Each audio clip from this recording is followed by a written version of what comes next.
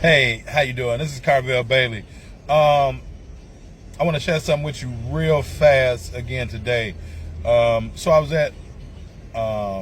actually watching a college basketball practice the other day. Stopped in and was watching, actually watching my old school, South Suburban College practice, and was talking to one of my former players who's now there as an assistant coach. And the conversation that I had with him is why I want to talk to you all today, because he was like, "Man, coach, like I'm learning so much, and it's so much more that I see from the game that I didn't see as a player." And so my conversation with him, and mind you, he was an average player in high school that played for a low performing team, but he was the star of his team. Right? He was an average player. Listen to me. He was an average player coming out of high school on a low performing team, but he was the star of the team, and he carried them on his back, and he was a winner in so many different ways. And so that's why he was recruited, right? So he was able to catch the eye of a coach that understands basketball. He was able to catch the eye of a coach that not only sees potential, but can understand if you're coachable or not just by your mannerisms and how you act and how you perform on and off the court. So anyway, speaking with him, and I explained to him, I said, "Listen, I want you to understand this. There are 5 different vantage points that you can view the game from. And oftentimes, if you want to be a better athlete, you should understand those 5 vantage points, right?" So the first vantage point is that of a player. And he was saying, "Man, when I was playing, I was just thinking when I was a player and I was on the court, I was just making sure that I didn't do anything wrong." That's now again, he was a great player for us. We went to nationals. He was a great player. But he said, "I wanted to make sure I wasn't doing anything wrong." Do you know the level of pressure that is for an average student athlete? And most student athletes are faced with this when they get on the court. They're more concerned with not making mistakes than doing things right. So the first perspective is as a player. And most players are thinking, right, let me not mess up. Let me not mess up. And so they're only thinking of what their job is, and they're leaving all the other intangibles out the way, right? I used to tell players, "Well, how come you didn't help?" And they say, "Well, that wasn't my man." Right? You know how the emoji is, right, to do that. So, and especially in transition, there's no such thing as you have a man. That's for a whole nother class, whole nother topic, whole nother day. But the first vantage point is as a player. The second vantage point is you should look at the game from a coach's perspective, right? You should look at the game, meaning now as a coach's perspective, you're looking at the entire game. You're looking at all the small details, everything that's going on. You're looking at the intangibles. Right now you're looking at what our coaches seeing, what our coaches doing. Oftentimes, again, players, they're thinking, let me not mess up. But then they do something and they don't think they messed up, yet the coach takes them out the game because they did mess up. Player has no understanding what they did. Like, well, like I was supposed to, wait, or what, nothing happening on my side of the ball. Well, get some movement, right? Coach take you out because you're just standing, or you're making you're giving the defense an advantage because you're not doing what you're supposed to do. On the defensive end, right, you're guarding your man, but you aren't helping out. So you want to be able to look at the game from a coach's perspective so that you can see the game as a whole, be able to see all the small details, what players are doing, what players aren't doing, what they should be doing, just based on how you see the flow of the game, the continuity of the game going, okay? The third vantage point that's really meaningful for players. It's really meaningful for coaches also. It taught me how to be a better coach. I didn't start looking at it from this vantage point until I was, in fact, a college head coach. Then I started looking at it from that standpoint, but it wasn't until I was a college head coach to where it was recommended to me, if you want to be a better coach, Carvel, you should come to the officials clinic. right? So the third vantage point, you want to look at the game from an official's vantage point. Now, how do officials look at the game? They're looking at their sections, right? They're looking at plays on the ball. They're looking at plays off the ball.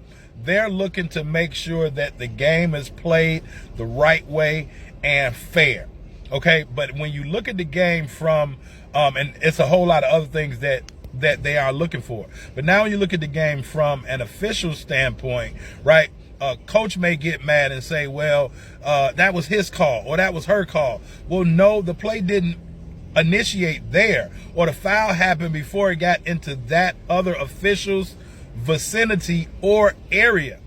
And so as a coach, it helped me not argue so many calls, not try to defend so many calls, but it also helped me to understand how to better coach my team, how to better educate and teach my athletes on things that the officials would be looking for, so that I can then give them an unfair advantage because other teams and other players didn't know exactly what the officials are looking for. So you have the player's vantage point, where they're looking, what am I not going to do wrong? You have the coach's standpoint, right? All the details, all the intricacies that's going on. Then the third vantage point you have is the official, right? Now they're looking at areas, looking at different things of the game that no one else is really paying attention to. And then we have 4 and 5, and they're almost coupled together. But 4 is that of the fan, right? The fan, their team can do no wrong. Now the fan is complaining about everything. The fan will cheer, but the fan really biggest job other than cheering is complaining, right? And really complaining to the referees, not really complaining to the coach, or even complaining about the players doing or not doing what they're supposed to do. Most fans, their vantage point, they only see the good that their team is doing, and everything else that goes against their team is like phooey, right? Bad. So you have the fan vantage point. And then the fifth vantage point that I always find interesting is that of the parent, right? Now, the vantage point of the parent, well, parents want the best for their kids, right? Parents are fans, but the vantage point of a parent is they're specifically focusing on their child, on their athlete, right? So they aren't looking at it from a player standpoint. They aren't looking at it from a coach's standpoint, an official standpoint, or a fan standpoint. They're looking at it as the parent and what is my baby doing? What is my baby not doing? Why aren't they passing my baby the ball? They fouling my baby, right? That was a bad call on my baby. Everything is my baby, right? So, and parents oftentimes aren't necessarily thinking from an official standpoint or from a coach's standpoint. So they just have the energy of a fan, but they have the mindset of a parent, and they want to protect their kid. So oftentimes parents are boisterous, right? Loud, oftentimes disrespectful. And that also plays into the psyche of the athlete. So now if the athlete is not mentally strong, if the athlete is not mentally focused, right? They aren't paying attention to all 5 perspectives, but they are actually consuming all 5, because you have the parent talking to them, you have the fans talking to them, they're trying to understand what the refs are dealing with, their coaches on them, and now them just as a player, they like, man, I can't do nothing right, man, like what's going on? So then you have athletes that become literally like stuck. They are stuck because they can do all these different drills and all these different things, with their trainer or in, development sessions. But when they get onto the court, they can't put it all together because they don't understand those 5 vantage points. So I want you to be able to understand those 5 vantage points. Parents, help your student athlete understand those 5 vantage points. Coaches, help your athletes understand those 5 vantage points. Okay, because they have to be ready here, right? All the drills in the world won't help any athlete if they aren't ready here. And so as they sit down and watch these games, right? As they sit down and watch, if it's the NBA, NCAA, high school basketball, grammar school, whatever it may be, as they're watching games, a way to get great practice is to look at it from really just the first 3 vantage points, right? Especially athletes. Athletes, look at it from the first 3. As a player, coach and as an official. I just gave you 4 and 5 as a bonus, as a, you know, what the fans are looking at and what the parents are looking at.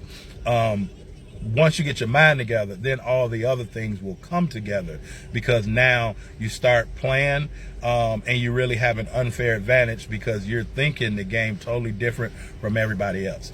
So listen, if you haven't had a chance to check out my free case study video where I explain more things to be able to help parents save money on college by helping your kid get that college scholarship. Most of the things that you've been told and the ways or the only ways to get a college scholarship, that might be true, but that's not the full truth. Okay, that may not be false, right? But it may not be the full truth. So it's not just one way. It's not just a cookie cutter way. And most parents are more concerned with getting their child physically developed and not mentally developed, so that their physical development can enhance and increase much, much faster and much, much greater.